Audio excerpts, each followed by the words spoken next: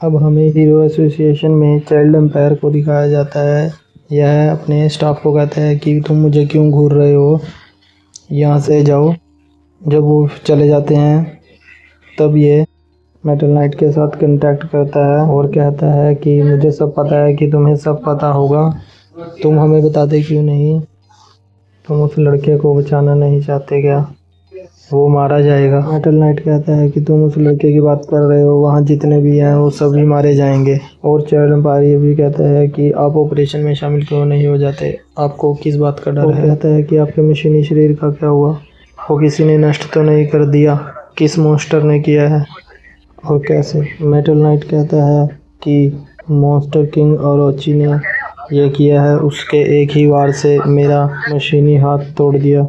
मुझे राक्षसों के इस मोह का डर नहीं है, लेकिन दुष्ट शक्तियाँ दुनिया पर कब्जा करना चाहती है। जब मानवता खत्म हो जाएगी तब ये शक्तियाँ एक साथ हम पर हमला करेंगी। हमें सोच समझ कर कदम रखना होगा। हम किसी पर भी भरोसा नहीं कर सकते। अपनी ताकत को बढ़ाओ और उसे सही समय के लिए बचा कर रखो। फिर हमें नारंगी को दिखाया जाता है जो कहता है कि हीरो एसोसिएशन बहुत ही बेकार है, ये अभी तक मेरे बच्चे को बचा नहीं पाई।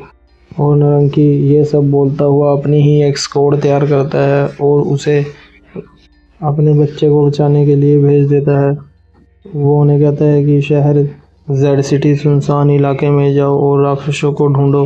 जो तुम्हें पहनने के लिए विशेष ये पोशाकें दी हैं, इनमें हथियार छुपे हुए हैं। किसी भी हीरो को ऐसे सूट नहीं मिले हैं जैसे मैंने तुमको दिए हैं। जाओ उन मॉन्स्टर का सफाया कर दो। वो कहता है कि तुम वांगनमा को जिंदा वापस लाओ और मुंह मांगी कीमत ले जाओ। अब हमें फुबुकी को दिखाया जाता है और वो कहती है कि इसमें कहीं ना कहीं मेरी छोटी बहन की ही गलती है, ये एक मीटिंग रखकर इसे ठीक करना चाहिए। और वो इसलिए साइतामा के घर जाने के लिए निकल पड़ती है। अब साइतामा की टीम का एक बंदा दरवाज़ा खोलने आता है।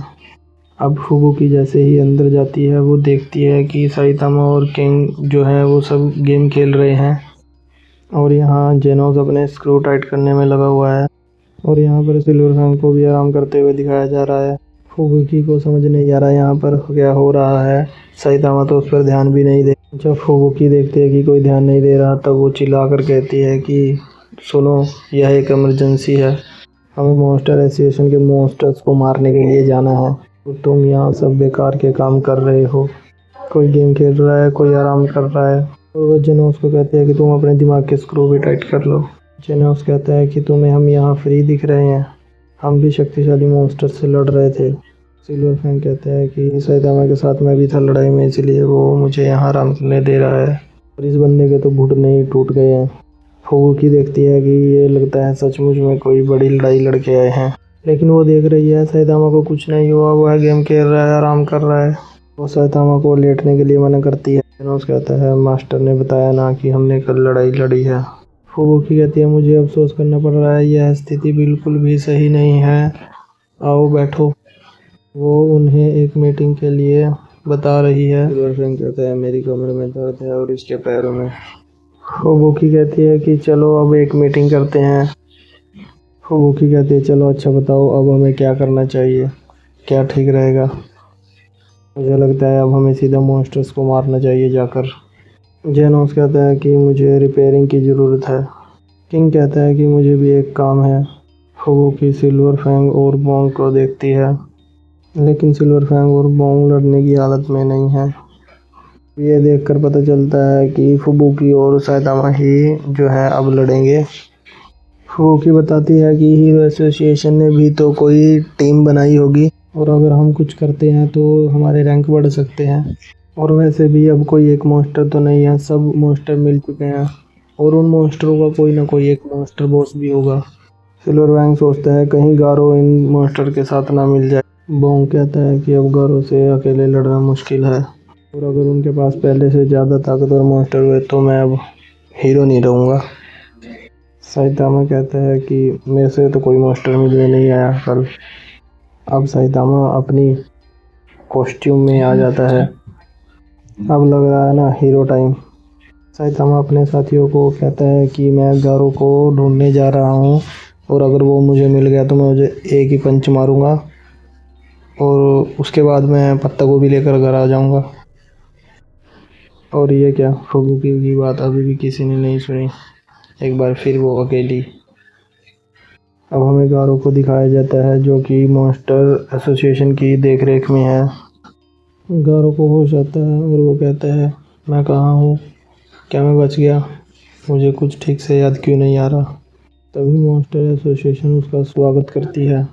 यहाँ उसे मॉन्स्टर एसोसिएशन का एक लेटर दिखता है जिसे वह पढ़ता है और उसमें लिखा होता है कि अगर तुम यह पढ़ रहे हो मतलब कि तुम बच गए हो।